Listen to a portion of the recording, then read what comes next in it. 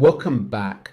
Today we are turning our attention to one of the most contentious issues currently facing Israeli society and its security establishment, the Draft Exemption Law, specifically the new proposal known as the Bismuth Outline. Context here is essential. Israel is currently navigating a severe security crisis. The Israel Defense Forces have made it clear that they are facing a significant manpower shortage, with the army stating a need for between 10,000 and 20,000 additional soldiers. Against this backdrop, the political system has introduced a new legislative framework led by member of Knesset Boaz Bismuth, the new chair of the Foreign Affairs and Defense Committee. The stated goal of this bill is to integrate ultra-Orthodox or Haredi men into the military. However, a close reading of the text reveals a significant gap between the bill's stated intent and its likely operational outcome. Let's begin with the numbers. The outline proposes an enlistment target for the first year of 4,800 recruits. On the surface, this appears to be an increase from previous years. However, when placed in context, the figure is arguably negligible. The current pool of draft-eligible Haredi men stands at approximately 100,000. Therefore, this law targets less than 5% of the eligible population. Furthermore, the bill includes a safety net clause.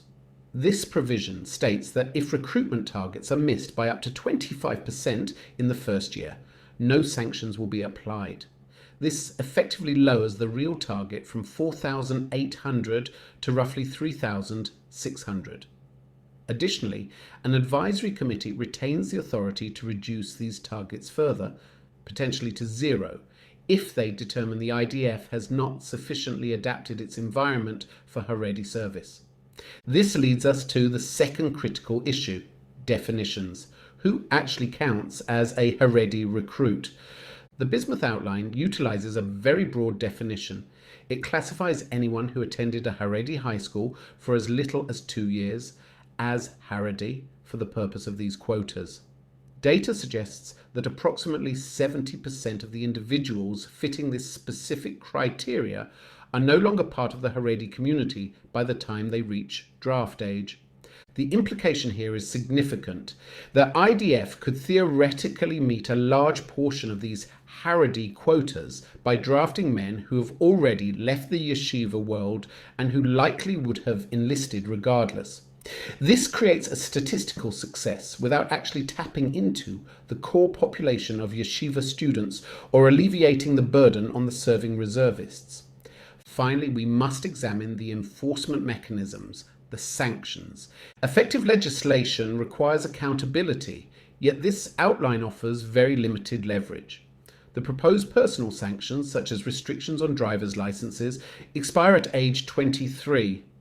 Given that behavioral changes take time, a sanction that expires so early offers little long-term deterrent. Moreover, the bill relies heavily on institutional sanctions, cutting budgets to yeshivas, rather than personal consequences for the individual draft evader. Historically, these institutional penalties have often been offset by other coalition funding mechanisms. Perhaps most notably, the application of these sanctions relies on the Minister of Defense actually issuing draft notices. If the minister chooses not to issue the notices, no one is technically dodging the draft and therefore no sanctions apply. It creates a circular loophole that relies entirely on political will.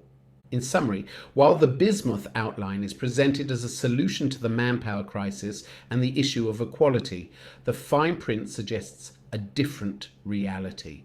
By setting low targets, using broad definitions and establishing weak enforcement mechanisms, the proposal appears to formalize the status quo rather than reform it.